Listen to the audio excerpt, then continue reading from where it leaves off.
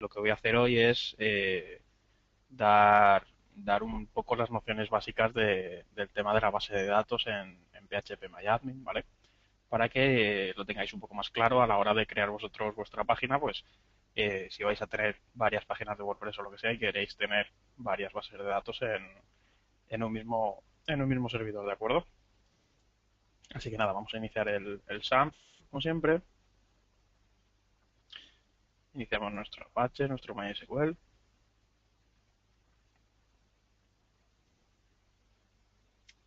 Y bueno, una vez que lo tenemos ya iniciado, vamos a entrar en logpost para PHP ¿vale? Esto ya os dará el acceso directo al tema de base de datos y demás. También podéis entrar en localhost directamente, os saltará a la página de SAMP y recordad que aquí en Tools tenéis la opción para el PHP y demás. ¿De acuerdo? Podéis entrar, veis que entra de las dos maneras.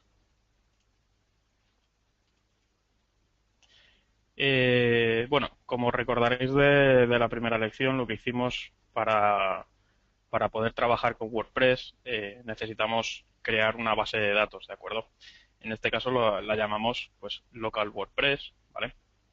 Pero si vosotros pues tenéis otro tipo de página o queréis crear otra página ya y necesitáis una base de datos con el PHP MyAdmin es con lo que vais a poder crearlo, ¿de acuerdo? Tenéis aquí la opción de la base de datos, las bases de datos, es simplemente pues entrar aquí y os van a salir primero todas las bases de datos que tenéis ya creadas, ¿de acuerdo? Veis que vienen algunas por defecto, vamos, por defecto, vienen ya creadas algunas básicas, ¿vale? Por ejemplo, tenemos aquí una de test que viene con el SAMP y demás con el PHP Miami. Si queréis vamos a ver esta, luego ya crearemos una nueva, ¿de acuerdo? Vamos a trastear un poco con esta. Las bases de datos lo que tienen es que se configuran a base de tablas, ¿de acuerdo? Podéis crear aquí pues tablas con el nombre que vosotros queráis. Por ejemplo, vamos a llamar a esta tabla pues primary. Y le tenéis que asignar un número de columnas. Eh, Esto también va dependiendo de lo que para lo que vayáis a usar la base de datos, ¿de acuerdo? Vamos a crear una con 3, por ejemplo, para que lo veáis. Y las columnas no es esto en vertical que estamos acostumbrados a llamar columna nosotros, ¿vale? Las columnas son en horizontal en este caso. ¿De acuerdo? Esto es una columna, esto es otra columna y esto es otra columna. Aquí directamente os va a dejar agregar columnas a vuestra elección, ¿vale? Podéis agregar el número que vosotros queráis. Vamos a agregar una para que lo veáis. ¿Veis? Y se añade ya directamente debajo. Estas columnas van a ser los datos que va a tener la base de datos, valga la redundancia, ¿vale? La tabla que hemos creado dentro de nuestra base de datos test. ¿Vale? Pues por ejemplo aquí le podéis poner si vais a hacer una página con registro, pues le podéis poner que una columna sea la ID, ¿vale? Otro el password, otro el email, por ejemplo, y otro pues el nombre. Y bueno, luego tenéis también para ponerle diferentes tipos para este dato, para el nombre y demás. ¿De acuerdo? Normalmente se dejan todos en int, que es el básico. Veis que le podéis poner texto, que sea fecha, o el varchar, que son pues caracteres varios y demás. ¿Vale? La longitud que queréis, en este caso, sirve bastante para el tema del password. ¿De acuerdo? Si queréis que el password tenga, pues yo qué sé, por ejemplo, 12 caracteres, ¿vale? Va a tener, en total como máximo, van a poder meter 12 caracteres en el password. Y luego ya, bueno, pues todos los atributos y demás que que podéis ir viendo. Esto viene bien cuando vais a crear algo con PHP, básicamente. ¿De acuerdo? Que es con lo que más vais a utilizar el tema de bases de datos, una página usando mucho PHP y demás, pues aquí podéis hacerlo.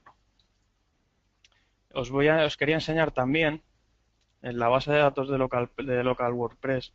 Si veis, nuestra página de WordPress ha ido creando sus propias tablas, ¿de acuerdo? es que tenéis aquí pues 13 tablas en total con diversos datos cada una. Pues en este caso aquí tenemos el de la tabla de comments, veis que tiene la información, pues la información básica en cuanto a los comentarios que ha habido en nuestra página, ¿vale? Los comentarios que hemos hecho. Si veis, pues tenéis la ID del comment, la ID del post en el que se ha creado, el autor del comentario, ¿vale? Veis que tenéis aquí pues el API, que es con lo que hemos creado casi todos los comentarios, el email, bueno, la URL que como no lo hemos puesto en ninguna de los perfiles, pues no aparece, la IP desde la que se ha hecho, la fecha, el comentario en sí, ¿de acuerdo? Y luego ya pues más información que usa la página web en sí, ¿de acuerdo? Y desde aquí podéis también, pues como veis, pues editar la información que tiene o borrar directamente el comentario de la base de datos, ¿vale? Si queréis vamos a editar, pues por ejemplo este, para que veáis qué pinta tiene, ¿vale? La página de edición. Desde aquí vais a poder editar todos los valores que tenga creada la tabla, ¿vale? En este caso, pues podemos variar el autor, el email, pues todo, incluso hasta el comentario, ¿de acuerdo? Eh, Más cosillas, pues para que veáis la de users también.